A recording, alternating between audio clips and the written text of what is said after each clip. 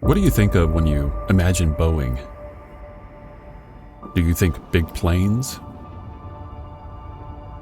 Billion-dollar deals? Boeing has been one of the most respected companies in the aviation business for years. Unprecedented value for our customers in terms of saving fuel, in terms of being reliable, in terms of being maintainable. And you know what we've done? We've created an airplane that's going to exceed their expectations by any way you measure it. Everyone thought that the good times would never end. And then 2 planes dropped out of the sky.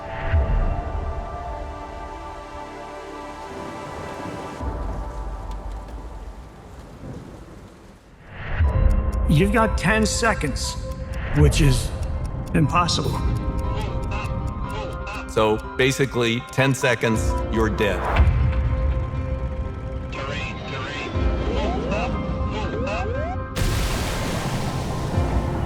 Lion Air Flight 610 went missing from radar just a few minutes after taking off from Jakarta.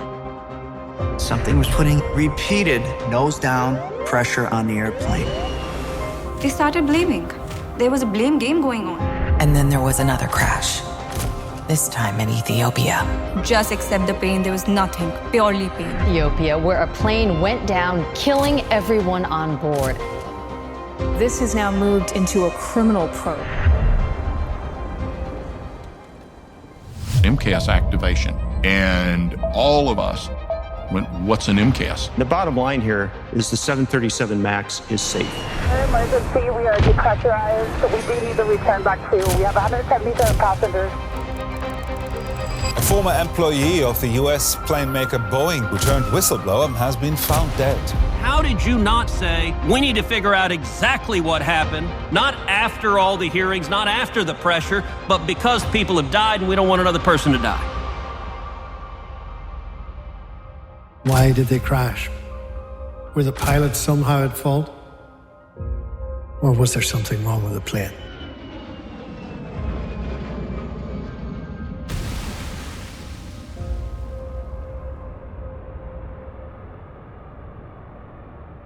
While Boeing might be controversial in 2024, a lot of its current issues have been bubbling under the surface for years now. We might just be witnessing the real-time collapse of an industry giant. But what led to Boeing's bad fortunes?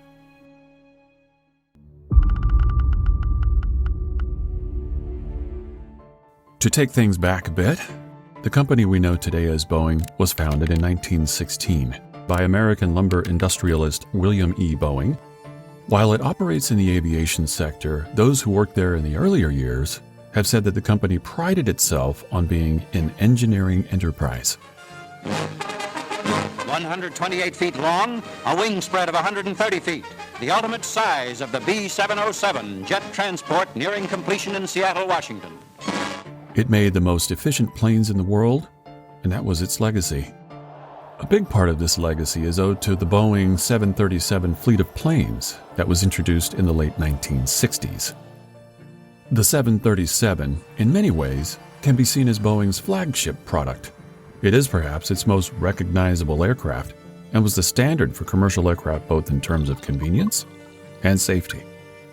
Much of this can be traced back to the 1960s when the company made history by developing the Boeing 747. This plane was a game changer for the aviation industry because it was twice the size of other planes that operated at the time. The Boeing 747 meant that people and cargo could be flown more efficiently and cheaper. With it, international travel was more accessible to the public, and creating this connection with different parts of the world has caused a ripple effect that has lasted decades. Naturally, this put Boeing on the map. The development of the 747 also led to the creation of the Everett facility.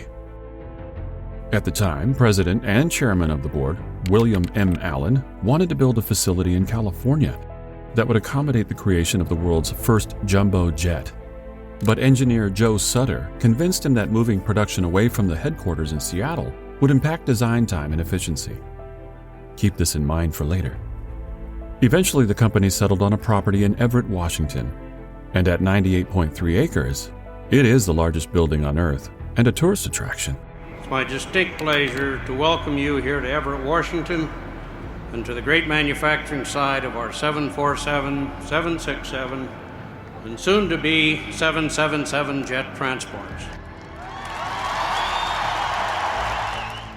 You know, everywhere I go in that airplane, I am the second most important celebrity. People really just want to see the plane.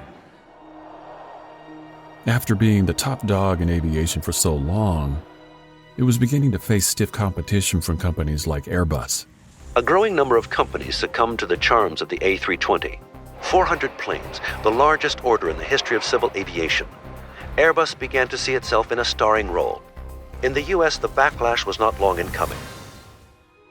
In business, mergers and acquisitions are a common way to capture more market share and stay relevant, and this is what Boeing decided to do.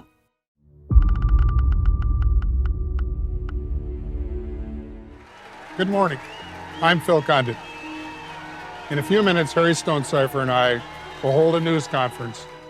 After a lot of months of planning, a lot of hard work, a lot of consultation and negotiations, the merger of Boeing and McDonnell Douglas is now complete.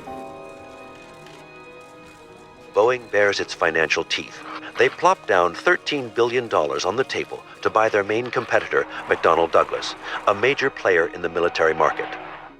Boeing entered into a merger with McDonnell Douglas Corporation in 1997. As we all know, two companies merging is bound to cause a lot of changes for Boeing. One of the biggest ones was its company focus. You see, Boeing's focus pre-merger was on making the best commercial planes it could, and it was pretty good at it. The McDonnell Douglas Corporation, on the other hand, made a lot of its money from fighter aircraft. Its then CEO Philip Condit also decided to move the company's headquarters from Seattle to Chicago. While the company got a $60 million tax credit from this, there was one problem. Its main engineering and design team was still in Seattle. We believe that having our world headquarters separate from any one of our major businesses will help us to achieve our goals of growing this company. In a company like Boeing, there needs to be a balance between the executives who try to make the money and the engineers who try to deliver a good product. Creating such a distance between the two groups was bound to cause issues, and this was only made worse by the new leadership approach. Those who had worked at Boeing before this move noted that they weren't afraid to point out mistakes or insist on quality because of the company culture at the time. Very soon, however, it seems that this would change. Historically, you did pay a premium for a Boeing plane. And that's because it was better built. I don't think that's true anymore. I mean, it began with the McDonnell-Douglas merger in 1997. Many reported that after the merger, the company's priorities changed, and this was evident in its culture. Engineers were being hounded by the company's stock price in design meetings, and there was pressure to increase it by any means necessary. At times, this meant making the designs cheaper, cutting staff by the thousands, and making them stretch the resources that they had been given. Whistleblowers have said that if they complained about errors being made or documented any of these issues, they would be punished. I did have one manager that worked with me back he recorded all the aircraft and what was wrong with them and what they were sending out the back door that hadn't been fixed. And the director of quality told him, I don't want any more of these papers or any more of these pictures sent to me. My boss had this meeting with me and told me not to do my job, to just stamp the paperwork off. Of course, I knew that was bogus. Some would have their pay docked, some were fired, and some got tired of the situation and left Boeing altogether. The documentation part is especially important, as having it in writing that items were being left in planes or parts of the planes were not up to par would be hard evidence of Boeing's misdeeds and can be used in court proceedings. This is likely why there was allegedly so much pushback against employees who spoke out and a reduction in the number of quality control officers on the ground. As we'll explain later in this video, many of them turned to the media when they couldn't get support from their supervisors. But bias and sensationalism in the news is a serious problem when it comes to topics like this. From political leanings to corporate interests shaping how stories are told, you might not be getting the full picture from a single article. So I've been using today's sponsor, Ground News, as a solution. They're an app and website created by a former NASA engineer to give readers an objective, data-driven way to stay informed. By gathering the world's news in one place, readers can compare how the same story is being covered and point out any discrepancies. Ground News even designed a feed dedicated to exposing media blind spots by surfacing news with little coverage from the left or right. Like this story on Santiago Paredes, who said he was pressured to hide defects. I wanted to learn more about him for my section on whistleblowers. Ground News found nearly 50 sources reporting on Paredes, with barely any coverage from conservative outlets. So unless you diversify how you stay informed, you might have missed this important story. But scrolling through their list of articles, I could easily see the full spectrum of coverage with convenient tags indicating who owns the outlet and how credible their reporting is. Like The Independent writing Paredes is always looking in his rearview mirror, implying how afraid he feels for his safety, while Fox News reports on Paredes being told to falsify information to move planes along. Imagine having this level of detailed analysis of the stories you read every day. I cannot recommend enough that you go to ground.news/explorist or scan my QR code to take advantage of these incredible features. You'll save 40% on the same Vantage plan I use for unlimited access to their blind spot feed and more.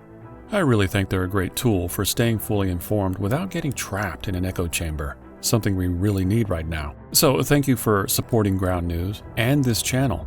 Now, let's get back to the video. Condit was focused more on making as much money as possible for the company than keeping it as a world leader in aircraft quality.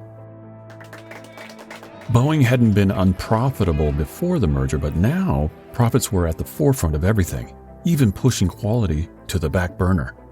His successor, Harry Stonecipher, had the same approach and once even said, "When people say I changed the culture of Boeing, that was the intent, so that it is run like a business rather than a great engineering firm." The pressure to do this got even worse when Airbus overtook Boeing's market share in 2003.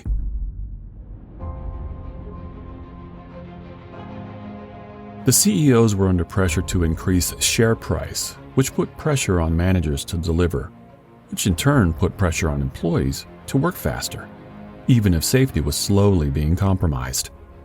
Of 15 workers asked randomly, 10 said they would not fly on the Dreamliner. I won't fly one of these planes because I see the quality going down around here. You won't fly in one. Did you fly one of these planes? It's also been reported that Boeing employees were incentivized to pay more attention to the company's market share. Boeing even ran a program called Share Value that would allow some employees to profit financially from its performance. According to the Boeing website, Share Value was an employee incentive plan that allows eligible employees to share in the results of their efforts to increase shareholder value over the long term. It is also a means for each employee to become an owner of the company. It ran for 14 years until 2010 and showed just how profit-driven Boeing had become and how heavily it was pushing its new business model to reach these profit goals. So what did this new business model look like? In past years, the focus was on building new plane models that had the latest technology. Instead, Boeing's leadership was more focused on upgrading older models, which was a cheaper and faster undertaking. That's where the MAX came in.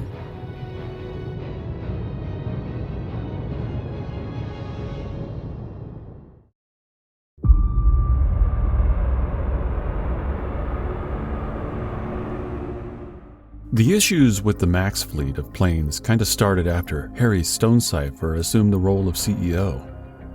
The Boeing design team pitched an idea to him. They would design a new fleet of planes to replace the old models like the 727, 737, and the 757. He declined this idea and believed that they could still make money from the old models. While this was true, it meant that Boeing would be falling behind its competitors in terms of innovation, and this would come back to haunt them.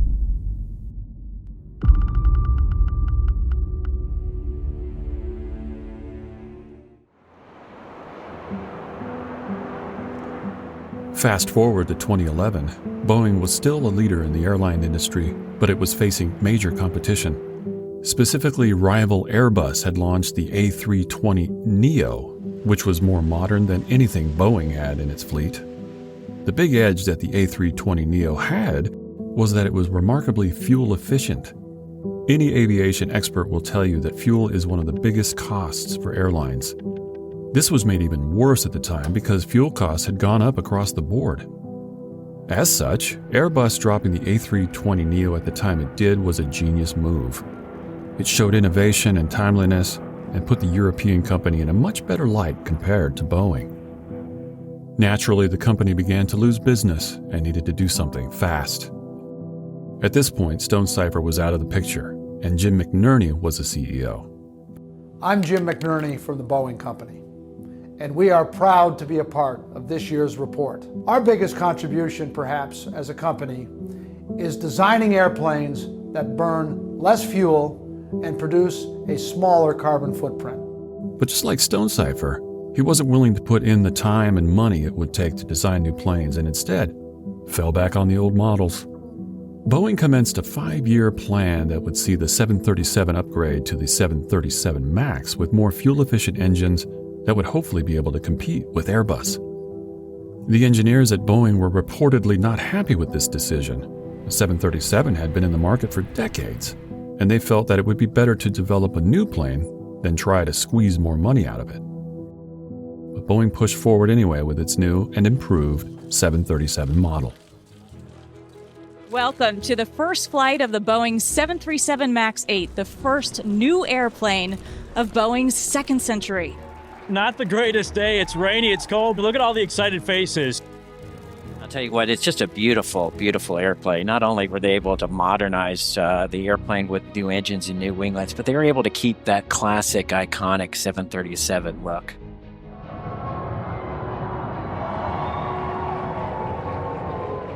Cameras captured a great week for Boeing in orders and commitments. Singapore Airlines has committed to 30, United Airlines to 20. The MAX was very successful. It's the fastest selling Boeing jet ever. We get about 4,000 737s in backlog. We're oversold. But despite the fact that it was upgraded, the training manuals for it were not. On top of this, Boeing opted to not give the pilots for this new model updated training. The reason for this was reportedly a desire to skirt FAA regulations. You see, if an aircraft manufacturer releases a new plane, they have to get new certifications for it and give pilots in-depth training on how to fly it. Boeing, as we've established, didn't want to invest all this time and money, so there was a walkaround.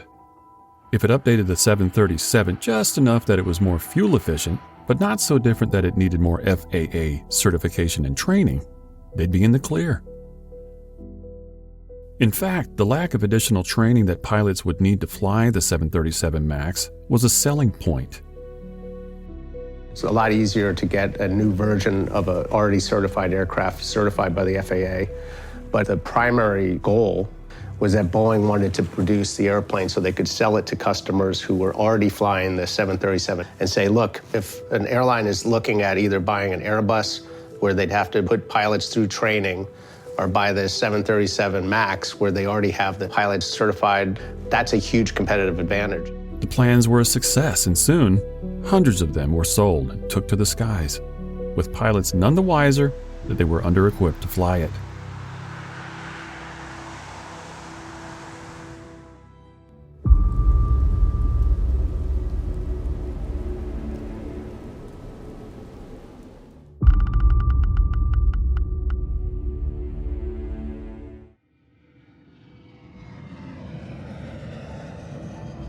As expected, it wasn't long before problems began to arise. In 2015, a Jet Airways flight 9W555 from Doha International Airport headed to Cochin International Airport in India experienced 7 different stalls. Landing stalls aren't unheard of in the world of flying and usually happen when the pilot cannot or decides not to land a plane in a particular spot. In response to this, Boeing made several changes to the plane's software. The only issue is that the company didn't inform the FAA and didn't mention this in the pilot's manual.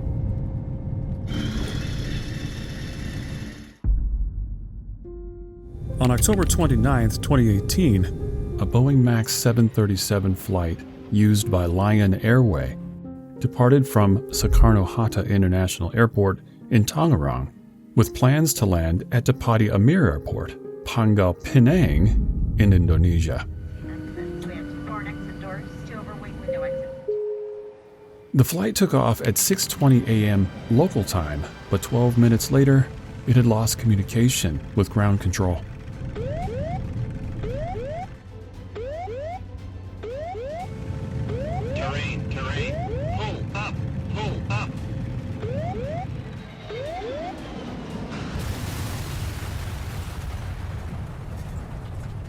The plane had crashed into the Java Sea. Investigators are recovering pieces of a Lion Air flight that crashed into the sea off Indonesia this morning, including the plane's tail end. All 189 passengers are feared dead, killing all 189 people on board, as well as one of the divers during the recovery operation. Families had gathered here at Jakarta Airport to find out the fate of their relatives. Captain reportedly asked him to check a handbook for information about abnormal events. So for the next 9 minutes, the pilots, they say, fought to keep the jet from nosediving before it crashed into the Java Sea. But the plane had over 800 flying hours under its belt. How could this happen?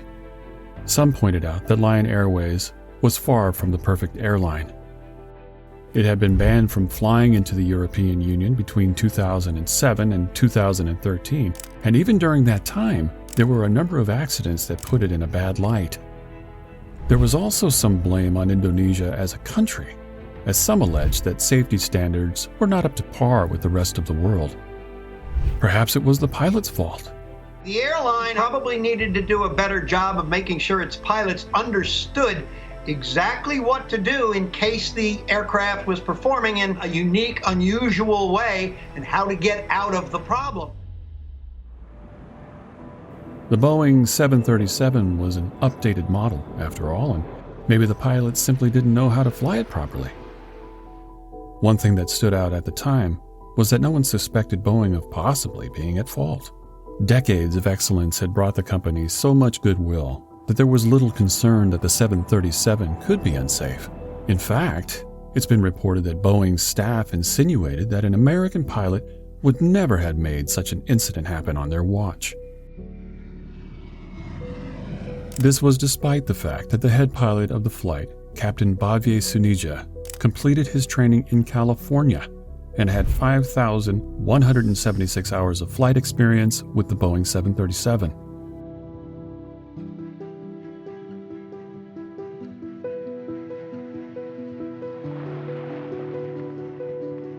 Finally, a breakthrough this evening. We have seen brought to land the flight data recorder. Then finally the black boxes emerged, and the truth could finally be revealed. There is a purity of this data. It comes directly from the black boxes, so it's recording airspeed, altitude. Once investigations were underway, the crash was found to have been caused by software issues.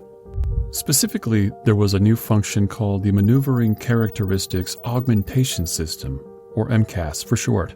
This function caused the plane to nosedive several times before it crashed.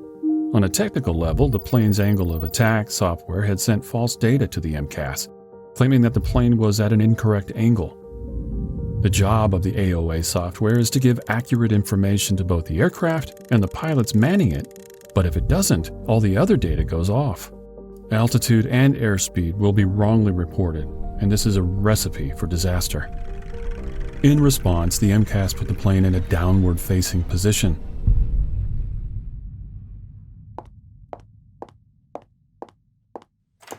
It pushes the nose down, down, down. The pilots trim it up, down, up, 24 times in the next 6 minutes. This mechanism was in place to protect the plane from crashing and correct its angle if things went wrong. But because of the faulty information being fed to the MCAS, the pilots had to manually correct its course and keep it from nosediving, which happened multiple times during the flight. And as we've said before, a lot of the software updates introduced to the MAX planes weren't reported by Boeing to the FAA. The pilots, who didn't have any training regarding it, didn't entirely know what to do when the nosedives began. There was a system on the aircraft which we had no knowledge of. It wasn't in our books. We hadn't been trained to it. It was absolute blindfold in a dark forest for us. The MCAS, for all intents and purposes, worked as a background tool, and as such, the pilots weren't aware of it. The MCAS could have been turned off if it was known about, but it wasn't. We called our safety experts and said, "Where is this in the book?" And they said, "It's not." And I said, "Well, does our airline, American, have it?" "No." And we learned later that no one across the globe had it in their books.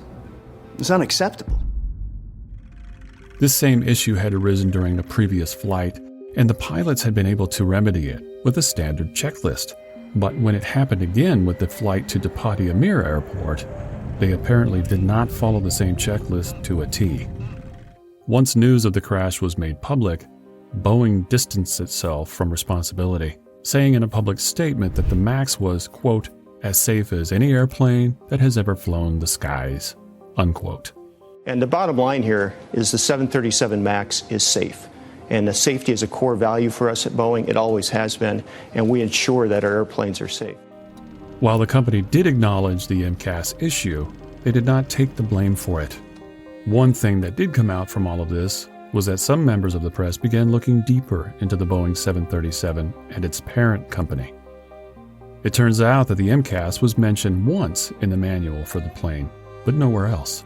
When journalists pressed employees at Boeing, they were told that the company didn't tell pilots about the MCAS and other such updates, so as not to overwhelm them with information.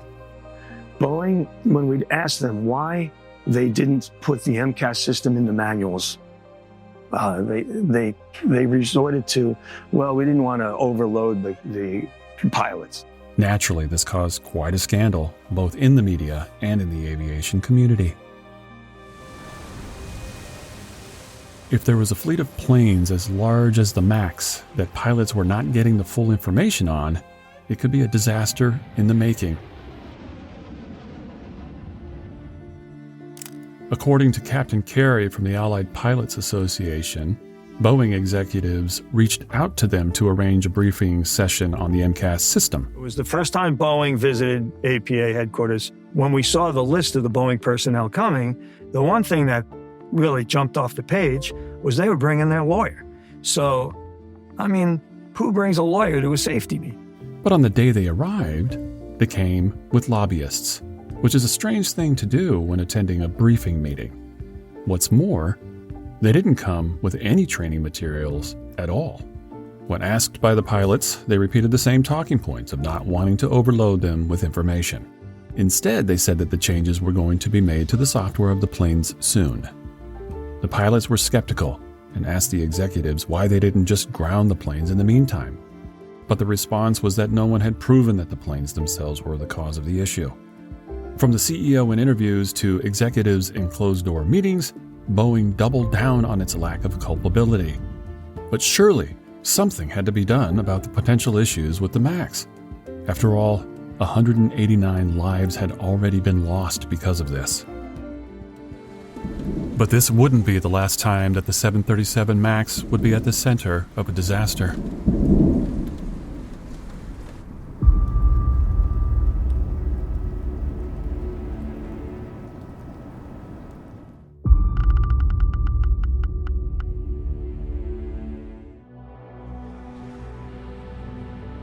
On March 10th, 2019 at 8:38 local time, Ethiopian Airlines Flight 302 took off from Bole International Airport in Addis Ababa, Ethiopia, and was to land at Jomo Kenyatta International Airport in Nairobi, Kenya. But a few minutes after takeoff, the pilots encountered a problem. Its MCAS systems had somehow been activated and were putting the plane in a nosedive. The pilots tried all they could to stop it. But 6 minutes after takeoff, the plane went off the radar.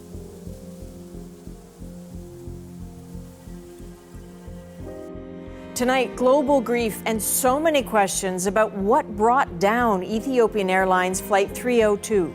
157 people all lost.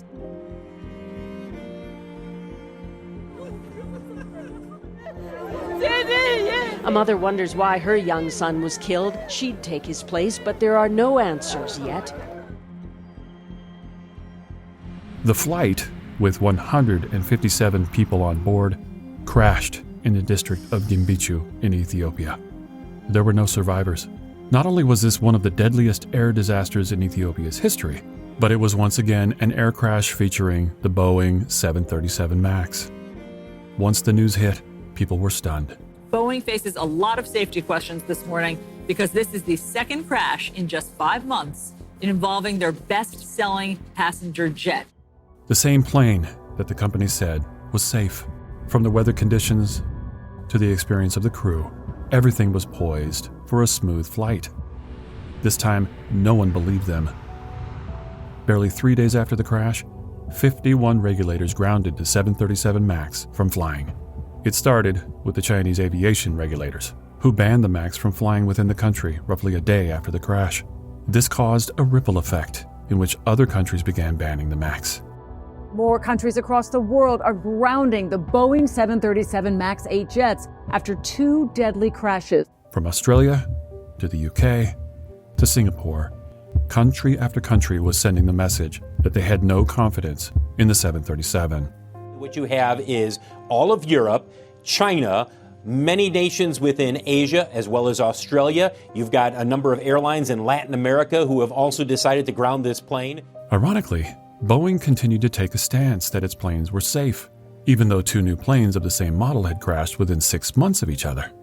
The statement coming from Boeing, some of this is similar to what we heard from the company yesterday as well as Sunday. Safety is Boeing's #1 priority. We have full confidence in the safety of the MAX. It is also important to note that the Federal Aviation Administration is not mandating any further action at this time. The first time around, the company still had some public goodwill to fall back on, but this was fast wearing thin. The MCAS systems had come under a lot of scrutiny after the Lion Airways crash, and it might just be in the headlines once again. Also in the headlines was the FAA. People who work for Boeing who then go into the FAA. You also see people at the FAA looking to go into Boeing.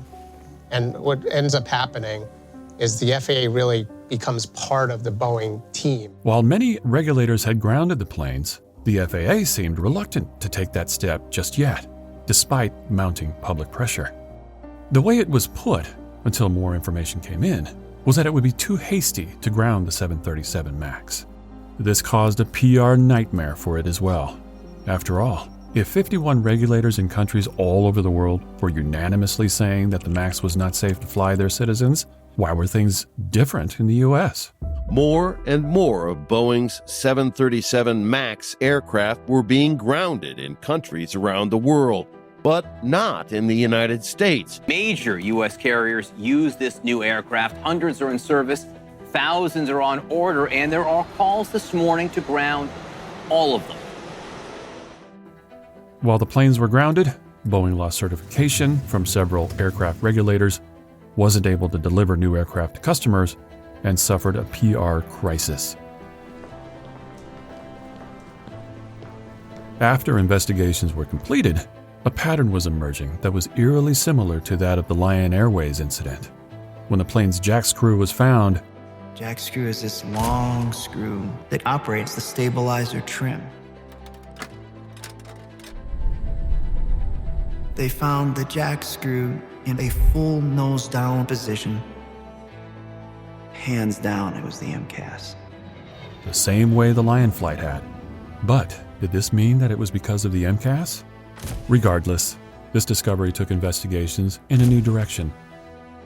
Barely an hour later, then U.S. President Donald Trump ordered an emergency ban on the 737 MAX 8 and 9. 5 days after the Ethiopia Airways crash, every 737 MAX model in the world was grounded. We're going to be issuing an emergency order of prohibition to ground all flights of the 737 MAX 8 and the 737 MAX 9. Any plane currently in the air will go to its destination and thereafter be grounded. The fact that the President of the United States went over the FAA to ban the plane himself spoke volumes. It also spoke volumes that some pilots were reportedly nervous to even fly the planes into the storage facilities where they would be grounded, even though they were new planes. This basically meant that Boeing had lost the trust of both regulators and the pilots themselves. I trust the machine. I do not trust the people who provided it to me. In both the Lion Airways and Ethiopian Airways crashes, Boeing had tried to imply that the pilots or the countries could have had some fault. But what were the chances of this happening twice in 6 months? There was also mounting pressure from the victims' families. Protests were staged in Washington, D.C. with pictures of the victims shown for all to see.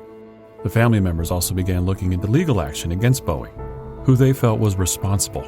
I did not only lost my daughter, I lost my past, my today, my future.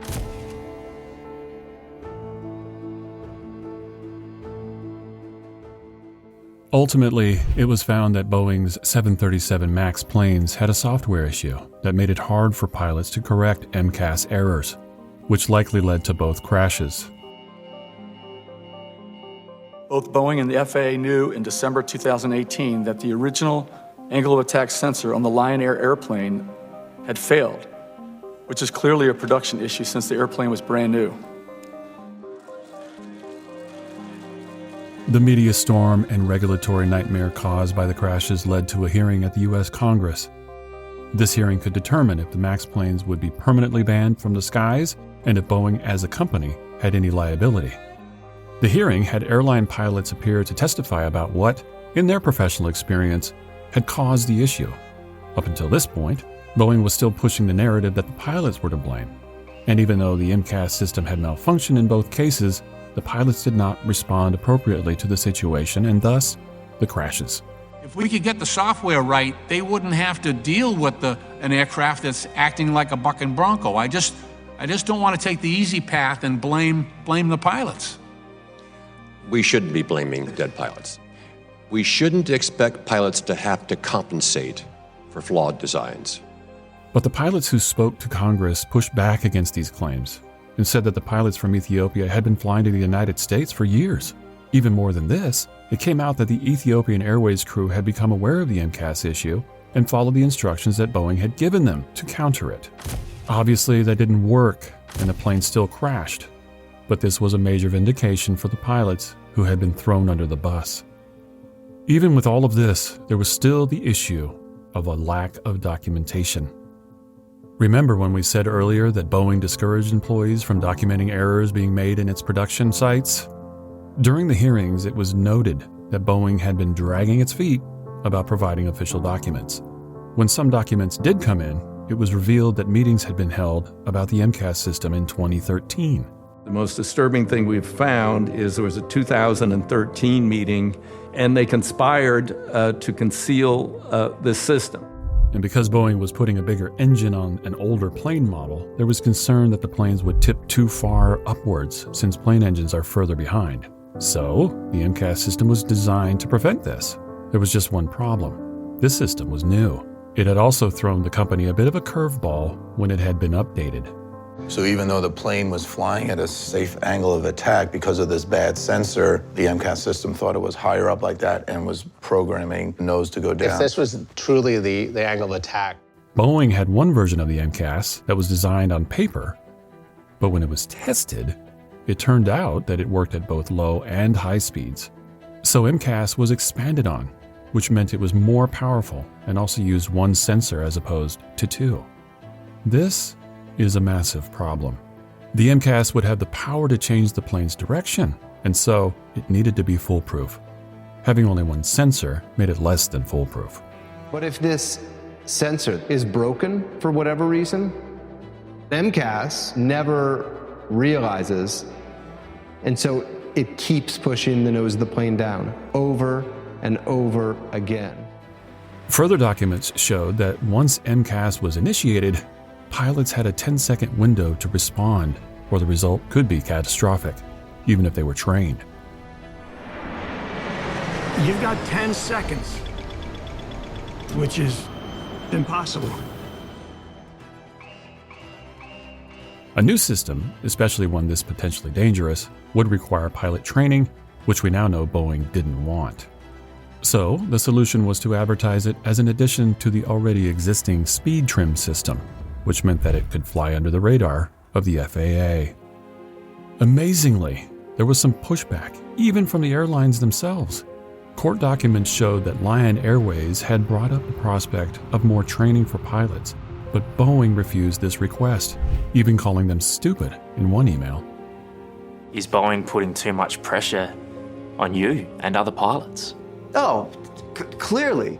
They have decided that anything that they've screwed up, the last line of defense is going to be the pilots. After the Lion Airway crash, a technical analysis was done by the FAA and found that the 737 could have up to 15 more crashes in its life if the issues weren't addressed. But even in light of this, Boeing fought for the 737 to stay in the skies and never disclose this information. Instead, they ensured the FAA that they would implement software fixes to prevent it. They've told us at that meeting they're going to have a software fix in 6 weeks. Nothing gets done in 6 weeks.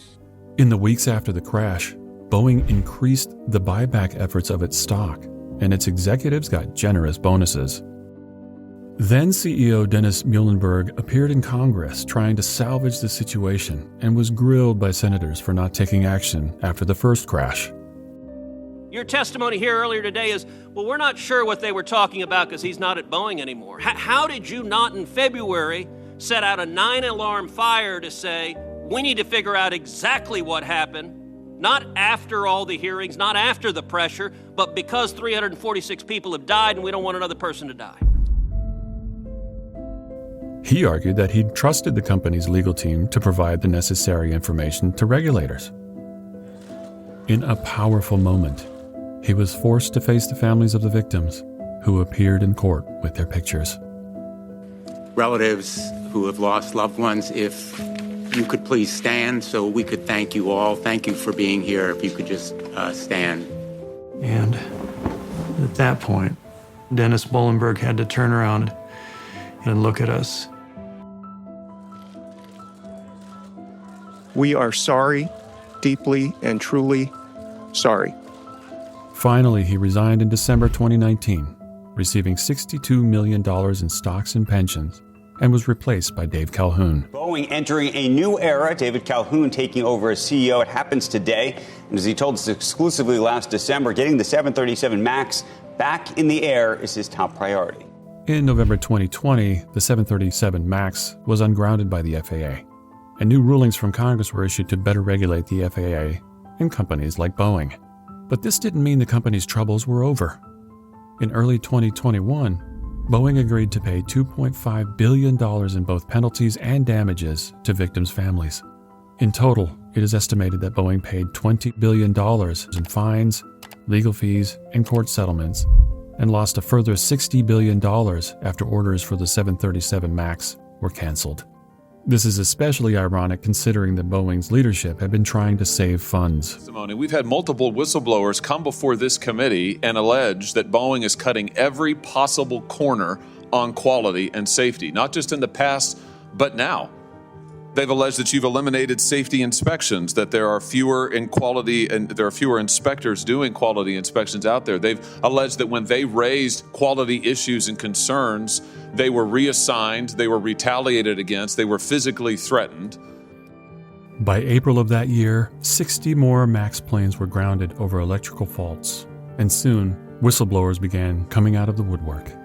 I formally warned Boeing leadership in writing on multiple occasions, specifically once before the Lion Air crash and again before the Ethiopian Airlines crash, about potential airplane risk due to the unstable operating environment within the factory. those warnings were ignored. A lot of the testimony was the same. Boeing was cutting corners and not adhering to the engineering excellence it was once known for.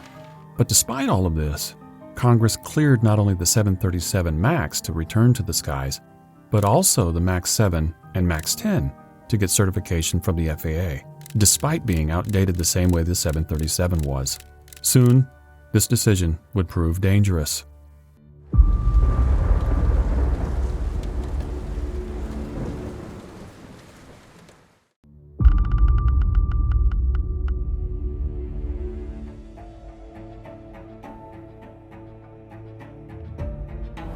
Boeing's 737 MAX production process has dozens of issues with quality control. That's according to the New York Times, reporting on Monday on an audit from the Federal Aviation Administration. In April 2023, Spirit AeroSystems reported that fittings used to attach the MAX's vertical tail had faults. In August, Boeing itself reported that there were issues with the aft pressure bulkhead of planes being assembled by Spirit. By December, the company informed airlines using the 737 MAX that the rudder control system could potentially have loose bolts. Now, so far, there had been reports of technical issues, but no major incidents had happened since the 2019 crash. All of this was about to change. In January 2024, an Alaska Airlines flight from Portland International Airport in Portland, Oregon, to Ontario International Airport, California, had its door plug blow out shortly after takeoff.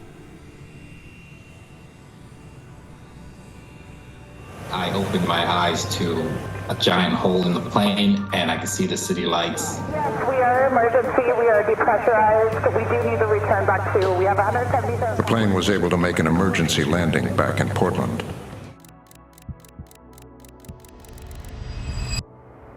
The incident caused uncontrolled decompression in the plane, which had to make an emergency landing.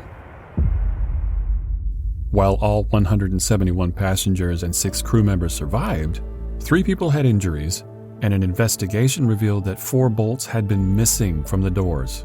Further investigation found that the missing bolts had been a fault on Boeing's part. The FAA demanded that airlines flying with that exact 737 MAX 9 model check the doors for the necessary bolts and grounded that plane model until further notice. Both United Airlines and Alaska Airlines reported that multiple aircraft had loose bolts and other technical issues.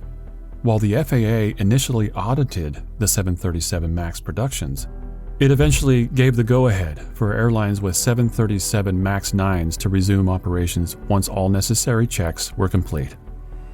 United Airlines and Alaska Airlines resumed flights with the MAX, but it was only a few weeks later when these infamous planes would be in the news again.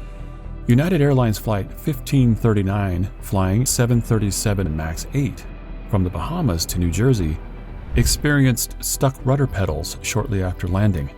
The pedals did not respond when the pilot tried to engage, and the crew had to use a different mechanism to keep the plane on a steady path as they slowed it down. The incident was reported to the authorities, and once again, Boeing was under investigation. Planes are generally one of the safest means of transportation, and Boeing MAX planes having so many technical faults in such a short time put a harsh spotlight on the company. Much of the spotlight was coming from inside, thanks to whistleblowers revealing secrets about the company's culture. Santiago Paredes, who worked for Spirit AeroSystems, the company that supplies Boeing's parts, has said that it was not unusual to see a myriad of defects in the parts being sent out, sometimes as many as 200. Paredes, who was a Spirit employee between 2010 and 2021, said that many of these defects were in the main body of the plane. The whole time we were there, Boeing knowingly knew that Spirit was sending fuselages with many defects, many of them, bad. They knew that. They were aware of it. Boeing hasn't commented on his allegations, while Spirit has totally denied them. Another whistleblower is Merle Myers, who worked as a quality control officer at the Everett factory. He has said that scrap plane parts that were deemed unfit for international flights were repurposed by Boeing and put on the assembly line. According to his estimate, as many as 50,000 defective parts were used by Boeing and could be in the skies as we speak. 50,000 parts? That's what we counted at the time. It seems like a heck of a lot. It's a heck of a lot indeed. What does that say to you? Well, that says it puts people's lives at risk, not just passengers, but flight crews. And a lot of these are flight critical parts. When he brought up these issues, he said that he was forced out of his job and given a severance package. But denying allegations or firing workers isn't the most severe action Boeing has allegedly taken against whistleblowers, as some have ended up fearing for their own safety. One of these whistleblowers was John Barnett, who had worked as a quality control officer at the Boeing Everett factory, and later as a quality control manager for the Boeing South Carolina plant. During his time at Boeing, he said that there were multiple incidents of malfunctions being ignored, faulty parts not being fixed, and pressure to get planes constructed as fast as possible without regard for safety. From day one, it's just all been about schedule and hurry up and just get it done, push the planes out, we're behind schedule. You know, we don't have time to worry about issues that y'all bring up. Since his departure, he has taken legal action against the company, claiming he was retaliated against for raising safety issues internally, issues that Boeing denied at the time. After he brought the issues up to his superiors, he was demoted, and eventually John became a whistleblower for the FAA. He spoke extensively to the media and even appeared in a Netflix documentary called Downfall: The Case Against Boeing. He said that if things continued at Boeing the way they were before he retired, more incidents could happen. In March 2024, he was in the middle of depositions in Charleston, South Carolina, when he was found dead in his truck in the hotel parking lot with a note. His death had been ruled a suicide, but both his legal team and friends believe there is more to the story. First tonight, our investigative reporter Ann Emerson has new information in the death of Boeing whistleblower John Barnett. A close family friend of Barnett says he predicted he might wind up dead, that a story could surface that he killed himself. But he told her, don't believe it. After all, he was about to go up against one of the most powerful companies in the world, and maybe they decided to silence him permanently. Just a few months later, in May 2024, another Boeing whistleblower by the name of Joshua Dean would also lose his life. Another Boeing whistleblower has tragically passed away. He had worked for Spirit AeroSystems, the manufacturer that makes parts for Boeing, where he noticed several issues in the 737s being built and delivered.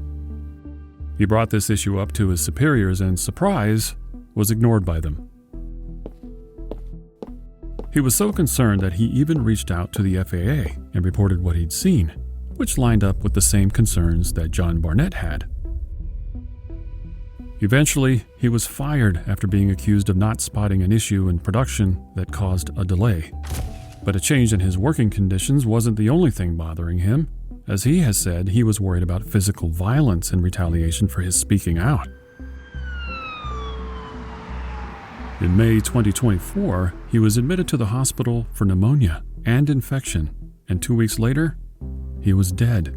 An aviation worker who went public with concerns about Boeing 737 MAX planes has died. Joshua Dean, a quality auditor at supplier Spirit AeroSystems, died Tuesday at just 45 years old. It happened just weeks after another Boeing whistleblower committed suicide. While some think that it might have been the case that he was simply sick, others think there is too much of a coincidence. After all, how could two whistleblowers from the same company, who were being represented by the same legal team, die within months of each other just as the firm was facing a PR crisis? Even the whistleblowers who aren't afraid of direct retaliation from Boeing have said that they're afraid to fly with the 737. The Boeing 737 MAX still grounded after two deadly crashes. A whistleblower is going public. Ed Pearson, a former senior manager at Boeing, has said that he walked off a flight shortly before takeoff when he discovered that it was a 737. So, Ed, the footage from that Air Alaska flight has surprised people around the world, but I gather it didn't surprise you. Why is that? Yes, sadly, it wasn't a surprise. I've been closely monitoring the MAX airplane, and my colleagues have been as well. And we have seen a lot of issues that have occurred that the public is unaware of. And there's been, over 20 serious production quality defects that have come to light since the plane went back in service. So, as he said, he does not fly with that plane model under any circumstance. And you have to wonder what he might have seen during his time at Boeing that he'd rather lose the money he's already spent on a flight than be inside a 737. Boeing is pushing back strongly tonight, saying that the 737 is one of the safest planes flying. And they say, quote, the suggestion by Mr. Pearson of a link between his concerns and the recent MAX accidents is completely unfounded. So how much overtime was going on at this point? Did it double? More than double. You work 7 days straight, you're beat, and you're tired. What words would you use to describe that factory at that point? Dangerous. According to him, this included both issues with the quality of the planes and employees being overworked, which made things even worse. The good or bad news is that there are more whistleblowers connected to Boeing than ever before.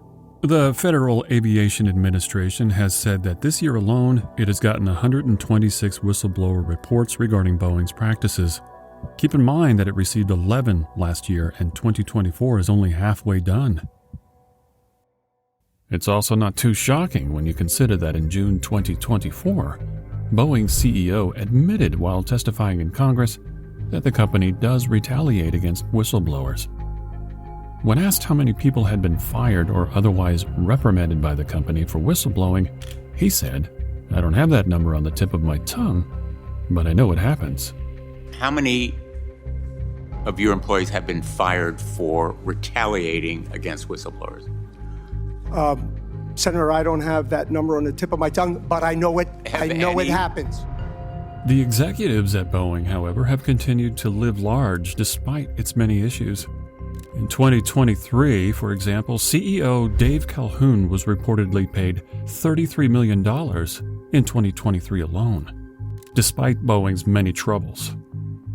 But after the Alaska Airlines debacle of January 2024, he has declined to receive any bonuses this year.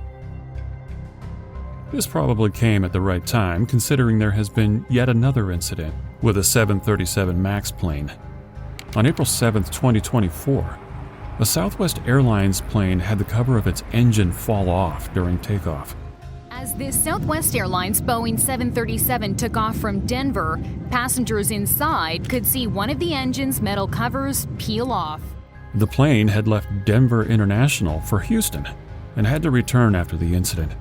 Let's go ahead and declare an emergency for Southwest 3695, and we'd like an immediate return. No one was injured, but this had prompted yet another investigation. As if things couldn't get any worse for Boeing, it seems its problems are now literally intergalactic. While you've probably heard the most about Boeing's planes, you should also know that the company also makes spaceships that are used by organizations like NASA.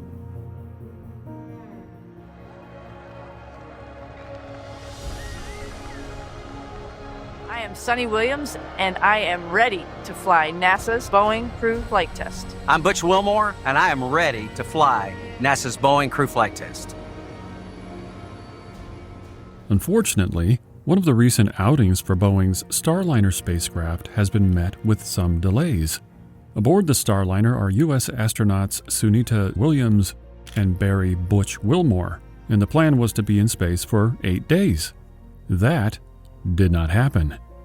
Instead, the spaceship has been away from Earth for over 37 days as of this video, and it's come to light that it was plagued with a ton of technical issues. Even before it took off, it had issues with its control thrusters and helium leaks.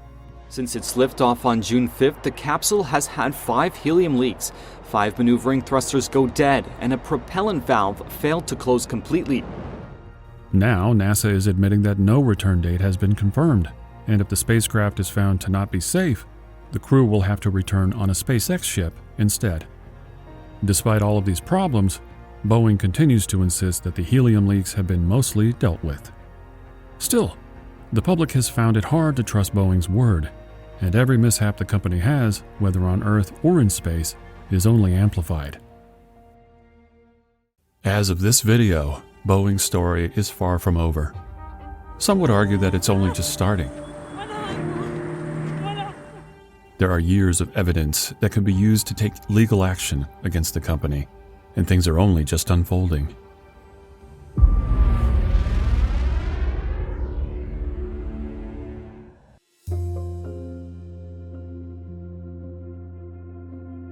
To understand just how big of a deal all of these scandals are, you need to look at the different ways they have affected people both within and outside of Boeing as a company. First, of course, there is the death toll of these incidents.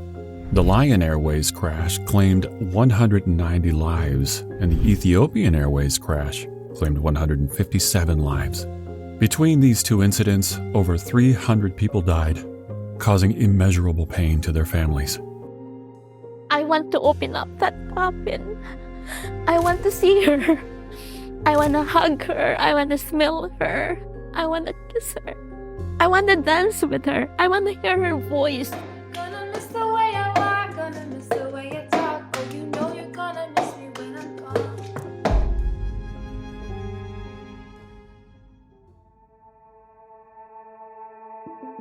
Then there is the effect that the scandals had on pilots' trust in the airline.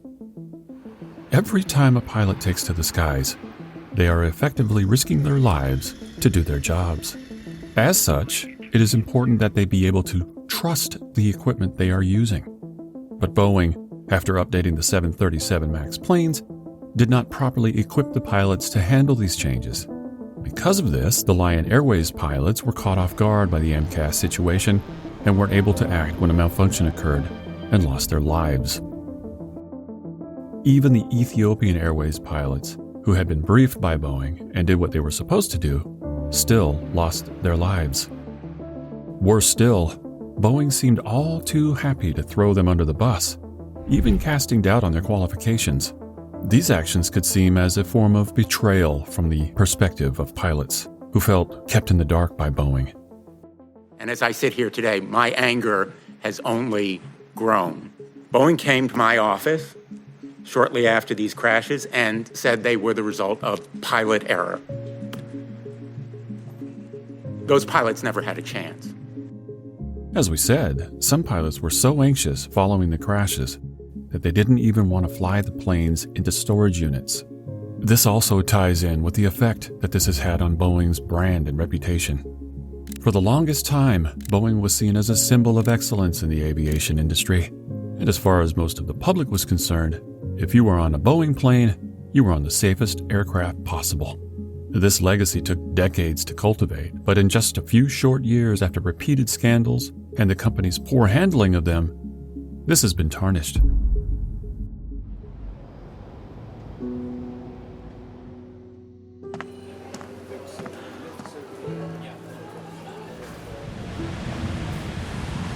It is worth noting that these scandals happened during the time of social media, which meant that the word could be spread quickly. Consumers who might not have followed up on the Lion or Ethiopian Airways tragedies and the congressional hearings may not have seen the videos from the United Airlines incident or seen content about the dead whistleblower. The loved ones of those who died in the crashes have also spoken publicly about how Boeing hasn't reached out to them since. Besides a generic PR message it put out and the compensation it was forced to pay by the courts, Boeing has been mostly non-communicative with the families. In the mind of such a customer, Boeing is an incompetent company at best and a cold, murderous corporation at worst.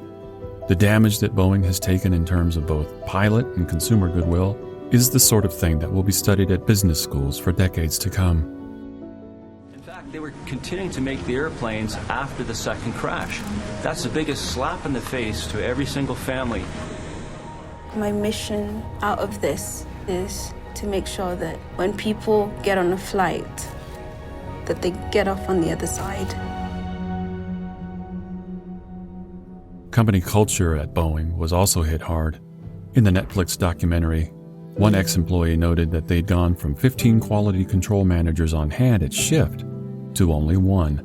They have like one quality person for almost the whole building on each shift. We used to have 15.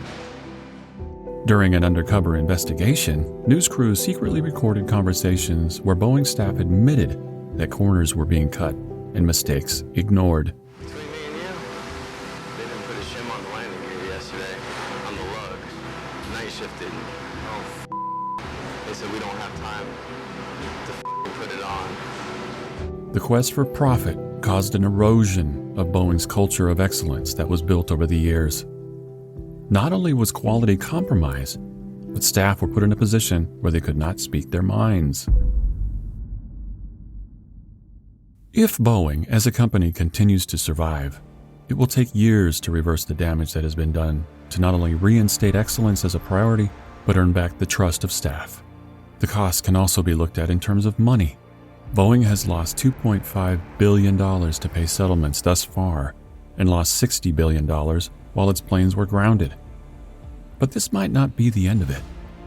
There is still an ongoing lawsuit against it, and those affected by the non-lethal malfunctions might also choose to sue. If Boeing pays more fines or has to settle more lawsuits, it could be out even more billions of dollars, and this will inevitably affect its bottom line. And this is assuming that the company can get out of its current slump. Even in the best-case scenario, Boeing will send millions trying to repair its reputation. Let us also consider the impact on the 737 MAX planes. There is already evidence that the updated planes can lead to accidents, whether or not the pilots have been briefed on the MCAS system.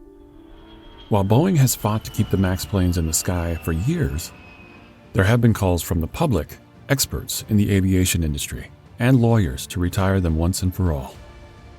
If Boeing is forced to scrap the MAX planes, it will take a loss of billions of dollars. It will also have to invest billions in developing new plane models to replace the income stream that the MAX brought in, which will also take years. Not to mention that Boeing is being sued by its current shareholders in the wake of the Alaskan Airlines incident of January 2024. Its share price took a hit after the incident and after the lawsuit was filed, and there is no telling how the company will be affected in the long term. But even with John Barnett's death, a case against Boeing will be moving forward, and its public image only seems to be getting worse. Once one of the respected companies in aviation, it has been riddled with scandal after scandal for years, and just recently, Dave Calhoun has announced that he will be stepping down as CEO in 2024.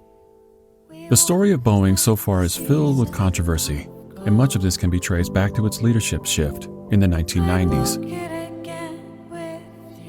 Now the company is facing a lack of customer trust, lawsuits, and potentially the end altogether. Only time will tell if Boeing can bounce back from yet another scandal, or if this is its final boarding call.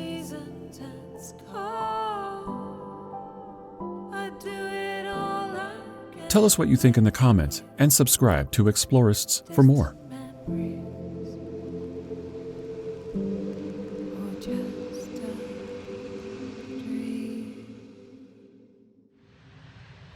This is a very American story because it's the American corporate culture at the root of what's gone wrong. Predatory capitalism will kill itself, and it will kill people. This is a sickness that kills many good American corporations. I want to see Boeing go back to being what it was, and they could be, again, the greatest engineering company in the world.